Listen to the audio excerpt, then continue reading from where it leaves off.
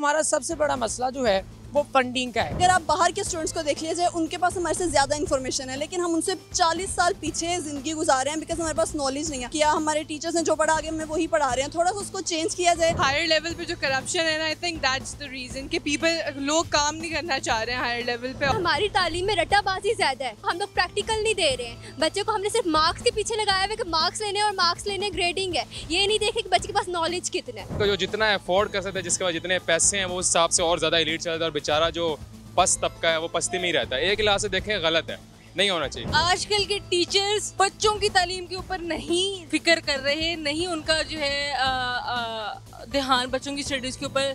They are all doing business. बस मैं खुद एक टीचर रह चुकी हूँ, 2 साल मैंने टीचिंग की है। पढ़ाया जाता है ना, वो किसी काम नहीं आता।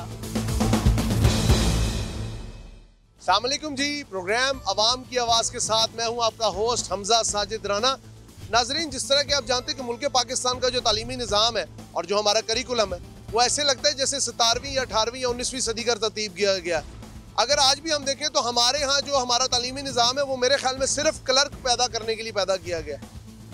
अगर हम इसके मुकाबले में अपने हमसाया मुल्क भारत का तालीमी निज़ाम देखें तो इस वक्त दुनिया की जितनी भी बड़ी मल्टीनेशनल फर्म्स है या IT फर्म्स है, उसके CEOs इंडियंस क्यों हैं? क्योंकि उन्होंने अपने तालीमी निज़ाम को वक्त के साथ साथ अपडेट किया है। हम एक आउटडेटेड तालीमी निज़ाम को आज भी लेके चल रहे हैं। हमारा जो स्टूडेंट है वो डिग्री तो ले लेता है, लेकिन उसे जॉब क्यों नहीं मिलती? क्योंकि हम टैलेंट हंट नहीं करते, क्योंकि हम बच्चों को क्रिएटिव माइंडसेट के साथ पढ़ाते नहीं हैं। हम बच्चों को सिर्फ एक ख़ास किस्म के तालीमी निज़ाम के साथ जोड़े रखते हैं, जिसकी वजह से आज भी हमारी जो गिनती है वो बिछड़े हुए मुल्कों में होती है। आज भी मिस्टर चिप्स हमारे स्कूलों में पढ़ाई जाती है।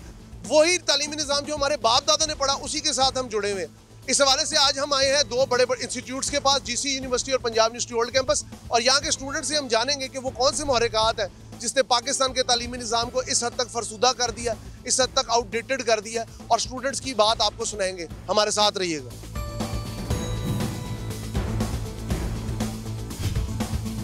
मेरे साथ कुछ GC यूनिवर्सिटी के तलबा मौजूद हैं, इनसे बात करते हैं। अस्सलाम वालेकुम। वालेकुम अस्सलाम। ब्रदर, आपका नाम?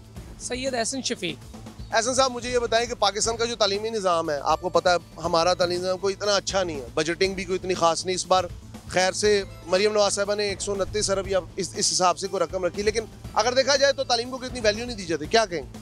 इसमें जो सबसे बड़ा जो मसला मेरे ख्याल से है हमारे एजुकेशन सिस्टम में, वो ये जो हमने यूनिवर्सिटीज़ अब तहसील लेवल पे बनानी शुरू कर दी हैं। पहली चीज़ तो ये है कि हाँ, अच्छी बात है, बननी चाहिए। लोगों को जो दूर से आते हैं यहाँ पर पढ़ने के लिए, चलें वो अपने इलाके में पढ़ लेंगे, लेकिन वहाँ पर हम ये देख रहे हैं कि मेरिट का कोई निज़ाम नहीं है। अब जो हालात HEC की तरफ से ये बन गए हैं कि यूनिवर्सिटीज़ को ये कहा गया है कि आपने अपने रेवेन्यू खुद जनरेट करने हैं। अब यूनिवर्सिटी अगर 15 बच्चों को मेरिट पे लेके रेवेन्यू जनरेट कर रही है तो वो तो अपने एम्प्लॉयज़ को उस हिसाब से फैसिलिटेट नहीं कर सकती। तो वो क्या करते हैं, जितने बच्चे भी अप्लाई करते हैं वो मेजॉरिटी को एडमिशन दे देते हैं।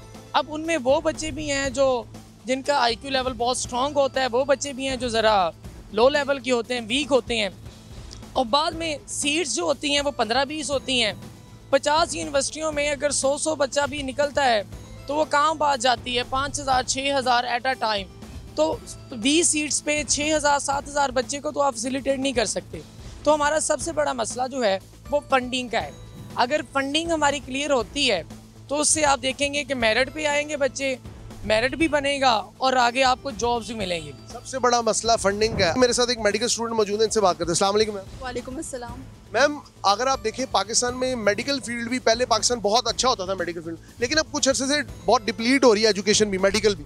क्या कहेंगे? इसके रीजंस ये हैं कि जो गवर्नमेंट इंस्टीट्यूट है ये तो काफ़ी अच्छी लेकर जा रहे हैं, लेकिन अगर आप प्राइवेट यूनिवर्सिटीज़ को देखें तो उन्होंने मेडिकल को बहुत ही कहें कि उसका बिल्कुल ही बेड़ा गर्क कर दिया उन्होंने जी। और मतलब एक तो इनकी फीसेस इतनी ज़्यादा हैं कि कोई नॉर्मल इंसान उसको अफोर्ड नहीं कर सकता। और उसके बाद जो वो प्रैक्टिकल वर्क तो बिल्कुल नहीं दे रहे हैं, जिसकी वजह से बिकॉज एक डॉक्टर को एक प्रैक्टिकल वर्क लाजमी चाहिए। जब तक डॉक्टर या नर्स प्रैक्टिकल वर्क नहीं करेगी तब तक वो डॉक्टर या नर्स कहलाने के काबिल नहीं है। तो प्रैक्टिकल वर्क को देखा जाए तो ये सबसे ज़्यादा इंपॉर्टेंट है। तो लेकिन अगर प्राइवेट यूनिवर्सिटीज़ में बात की जाए तो प्रैक्टिकल को बिल्कुल फोकस नहीं दिया जाता। दैट्स अगर देख लिया जाए तो डॉक्टर बनने के बाद भी डॉक्टर नहीं कहला रहा होता। तो ओवरऑल मैम, पाकिस्तान का जो एजुकेशन सिस्टम है, आपको लगता है ये सिर्फ क्लर्क ही पैदा कर सकता है, आउटडेटेड है बहुत? नहीं, इसके बारे में तो नहीं कहा जा सकता कि मतलब लेकिन आउटडेटेड है, आउटडेटेड तो है क्योंकि हमारा करिकुलम अभी रिवाइज नहीं हुआ। जी ये भी है, इस पे भी हुकूमत को ध्यान देना चाहिए कि बच्चे कब से पढ़ते आ रहे हैं वही सिलेबस, उसको थोड़ा तो अब चेंजेस करें, उसमें थोड़ी सी न्यू चीज़ें लाएं। बिकॉज अगर आप बाहर के स्टूडेंट्स को देख लीजिए, उनके पास हमारे से ज़्यादा इन्फॉर्मेशन है, लेकिन हम उनसे 40 साल पीछे ज़िंदगी गुजार रहे हैं बिकॉज हमारे पास नॉलेज नहीं है। हम वही रिपीट कर रहे हैं जो हमारे पेरेंट्स ने रिपीट किया, हमारे टीचर्स ने जो पढ़ा आगे हमें वही पढ़ा रहे हैं। थोड़ा सा उसको चेंज किया जाए ताकि हमारे पास नॉलेज हो और हम भी अपने कंट्री के लिए कुछ कर सकें, कोई स्टैंड ले सकें। मेरे साथ कुछ और स्टूडेंट मौजूद हैं, इनसे बात करते हैं। अस्सलाम वालेकुम मैम। वालेकुम सलाम। मैम, पाकिस्तान का आउटडेटेड करिकुलम और न्यू जनरेशन के ऊपर उसका इफेक्ट क्या कहेंगे? आउटडेटेड करिकुलम ऐसे कि फाइनेंशियल रिसोर्सेज की भी कमी है हमारे पास, और दूसरा हम लोग मेंटली भी बड़े बैकवर्ड्स रहते हैं, मतलब नई चीज़ों को एक्सेप्ट करने से हेजिटेंट रहते हैं, तो इस वजह से भी मसला बनता है। और इंटरनेशनली तो हमारा education system I don't think किसी हद तक एक्सेप्टेबल है अब, तो चेंजेस आने चाहिए आई गेस बड़े लोगों को करना। मैम, आप जैसा देखती हैं कि हमारा जो अगर देखें हमारे जो नेबरहुड में है, उन्होंने अपने एजुकेशन सिस्टम को बड़ा ना अपडेट किया with the passage of time. हम सेम पीपल होते हुए वो स्टेप क्यों नहीं उठा? आई थिंक हायर लेवल पे जो करप्शन है ना, I think that's the reason कि लोग काम नहीं करना चाह रहे हैं हायर लेवल पे, ऑफिस में बैठ के like they just want to rest, और मतलब बगैर काम किए they just want to earn that. तो हमें अपने मतलब जैसे इंडिया से ये एग्जांपल लेनी चाहिए कि मतलब स्टार्ट तो उन्होंने हमारे साथ ही किया था ना, तो उन्हीं की एग्जैक्टली 80s हम उनसे आगे थे। इवन PIA के एयरप्लेन्स एमिरेट्स वालों को सिखाने जाते थे। तो I think it's a big shame for us कि हम इतनी ज़्यादा पीछे रह गए हैं, तो we should definitely work on that. अस्सलाम वालेकुम। वालेकुम सलाम। मैम, वाई पाकिस्तान में ऐसी क्या वजह कि पाकिस्तान में वन एजुकेशन पॉलिसी क्यों नहीं है? क्योंकि जो भी हमारे पास नया आता है उसको अपना रिप्रेजेंट करना है कि मैं एक अच्छा तालीम अपने ही वो थॉट्स को इम्पोज करना चाहता है दूसरे बच्चे पे। ये हमारे पास एक वो है कि हम लोग एक तालीम सिस्टम नहीं बना पा रहे हैं, जो कि एक बहुत बड़ा फ्लॉ है हमारे इधर। अच्छा मैम, दूसरा ये कि अगर हम अपने हमसाया मुल्क में देखें, every big IT firm had a CEO of India belongs to India. क्या वजह उन्होंने अपनी IT की तालीम को अपडेट रखा है या इसके ऊपर बहुत ज़्यादा फोकस किया? फंडिंग है, हम एक जैसे लोग हैं, हम क्यों पीछे? क्योंकि हमारी तालीम में रट्टाबाजी ज़्यादा है, रट्टाबाजी ज़्यादा है। बच्चे को हम लोग प्रैक्टिकल नहीं दे रहे हैं, बच्चे को हमने सिर्फ मार्क्स के पीछे लगाया हुआ है कि मार्क्स लेने और मार्क्स लेने ग्रेडिंग है, ये नहीं देखे कि बच्चे के पास नॉलेज कितना है। सिर्फ बात यही है कि यहाँ पे हम लोग पीछे रह जाते हैं दुनिया से। अस्सलाम वालेकुम मैम। वालेकुम सलाम। आपका नाम? अमन। अमन, आप कैसे देखती हैं as a student of a university कि पाकिस्तान में वन एजुकेशन पॉलिसी क्यों नहीं? आप देख लें कि हर इंस्टीट्यूट में अपना अपना एजुकेशन सिस्टम है। जैसे अमेरिकन लॉ स्टफ में अमेरिका का है, पंजाब टेक्स्ट बुक में पंजाब का है, तो यहाँ पे वन एजुकेशन सिस्टम हो ही नहीं सकता क्योंकि हर एक ने अपना अपना इजारादारी बनाई हुई है। ATC ने अपनी बनाई हुई है, कोई GCU पंजाब यूनिवर्सिटी है, उनके अपने एजुकेशन सिस्टम है, और अमेरिकन के अपने एजुकेशन सिस्टम है, और हर कोई ऑक्सफोर्ड कोई, तो इन्होंने वन एजुकेशन सिस्टम बनाया ही नहीं है और हम में से भी कोई फॉलो करता ही नहीं है उसे। तो यही कि कैपिटलिज्म है, जैसा सरमायादाराना निज़ाम है, चंद लोगों को फ़ायदा देने। जी ये भी है। मेरे साथ एक और स्टूडेंट मौजूद है, इनसे बात करते हैं। अस्सलाम वालेकुम। वालेकुम सलाम। ब्रदर, आपका नाम? एहतशाम। एहतशाम, पाकिस्तान में वन एजुकेशन पॉलिसी क्यों नहीं है और लास्ट 75 ईयर्स में इसके बारे में सोचा क्यों नहीं गया? देखें, वन एजुकेशन पॉलिसी अब ये तो डिपेंड करता है ना, हिस्टोरिकली देखा जाए तो हमारे मुल्क में मुख्तलिफ सूबे हैं, मुख्तलिफ सोच समझ के लोग हैं। अब ये है कि मुख्तलिफ क्लासेस बनी हुई है, एक एलीट की क्लास है, एक मिडिल क्लास है, एक लोअर मिडिल क्लास है, उसके अंदर एजुकेशन को डिवाइड रखा गया हुआ है। तो एक जो जितना अफोर्ड कर सकता है, जिसके पास जितने पैसे हैं, वो उस हिसाब से और ज़्यादा एलीट चलता है, और बेचारा जो पस्त तबका है वो पस्ती में ही रहता है। एक लिहाज से देखें गलत है, नहीं होना चाहिए। लेकिन ये है कि वन एजुकेशन पॉलिसी में अगर आपने अब करना भी है, फॉर एग्जांपल हमारी पिछली जो रजीम थी, जो पिछली 2018-2022 तक थी, उन्होंने मेरे ख्याल से एक करिकुलम की पॉलिसी लाए थे, लेकिन जो बड़े स्कूल हैं या बड़े जो एडमिनिस्ट्रेशन है, जो बड़े उसके, उन्होंने मना कर दिया बिकॉज उनका नुकसान होता है इसमें, वो नहीं कर सकते। सरमायादाराना निज़ाम तो वो नहीं कर सकते रहे। तो सेकंड मेरा क्वेश्चन ब्रदर ये है कि हमसाया मुल्क इंडिया, क्या वजह? We are the same people, we have the same DNA, we have the same culture, we share the same border. Why we can't become, you can say, IT hub? Why we can't become, you can say, हमारा उनका education system हमारे से बेहतर क्यों? नहीं, उसमें तो ये है कि वो भी एक तारीख में जाना पड़ेगा हमें। वो तो अब जो एजुकेशन हो गया, आपने और बड़ी बातें की, सारे फैक्टर्स तो हैं, लेकिन मेन फैक्टर है गवर्नेंस का फैक्टर है। अब ये है कि वहाँ पर आवाम, वहाँ पर जो सिस्टम रहा हुआ है शुरू से, या गवर्नमेंट का सिस्टम रहा हुआ है, उन्होंने हमेशा आवाम की सोची है, या आवाम चाहे जो भी था, गवर्नमेंट तो भी चेंज होती रही, वहाँ पे सियासत हर तरह से होती, लेकिन फलाह बहबूद आवाम की रखी गई है। वहाँ पे आप देख लें जितनी फंडिंग हुई है, जितनी आप कह सकते हैं कि टैक्सेशन हुई, जितना उनको पैसा लगा आवाम पे ज़्यादा लगा, फोकस आवाम पे रहा। और यहाँ पर आप देख लें अगर, तो मेरा नहीं ख्याल कि किसी लिहाज से एजुकेशन पर उस लिहाज से हुआ होगा। फॉर एग्जांपल आप अगर जीडीपी की रेशो को देखते हैं तो बाकी सेक्टर्स को देखें और जिधर सबसे ज़्यादा ज़रूरत है एजुकेशन में, वहाँ पर आप हाल देख लें। इंडिया में आप देखेंगे, इंडिया में बिल्कुल डिफरेंट आपको वो मिलेगा। तो यही बात है। अच्छा, लास्ट में चूंकि आप बड़े नॉलेजेबल बंदे हैं, मैंने पहले भी स्टूडेंट्स का किया, लास्ट में मुझे ये बताएं कि पाकिस्तान में इस वक्त मरीम नवाज साहिबा ने बड़े अच्छे इनिशिएटिव लिए हैं, आईटी सेंटर्स बन रहे हैं, लेकिन ठीक है देर आए दुरुस्त आए, क्या आपको लगता है कि ये चीज़ें वो कहते हैं परवान चढ़ सकेंगी? देखें वो ले तो रही है मेरे ख्याल से, वो जब से आई हुई गवर्नमेंट के अंदर मैं रोज़ाना एक नया इश्तिहार, नया ऐड देख रहा हूँ। बात ये नहीं है कि आप कुछ ला रहे हैं, बात इम्प्लीमेंट तो करें, उसको चलाएं तो सही। अब वो उनका इम्तिहान होगा मेरे ख्याल से, उनको आए में थोड़ा वक्त हुआ है, उनको वक्त देना चाहिए और उम्मीद है कि वो करेगी इस मामले में। लेकिन उन्होंने बहुत ज़्यादा चीज़ें कर दी हुई है, यानी आप देख लें वो स्कूटीज़ का भी निज़ाम है और फ्री लैपटॉप्स का भी है, फिर ऐसे पानी का भी आ रहा है, बिलों का भी आ रहा है, यानी बहुत सारे उन्होंने वो निकाल लिया। फ्री लैपटॉप से बेहतर, वैसे मैं आपसे जनरलाइज क्वेश्चन कर रहा हूं, फ्री लैपटॉप से बेहतर ये नहीं है कि फ्री एजुकेशन टिल मास्टर्स?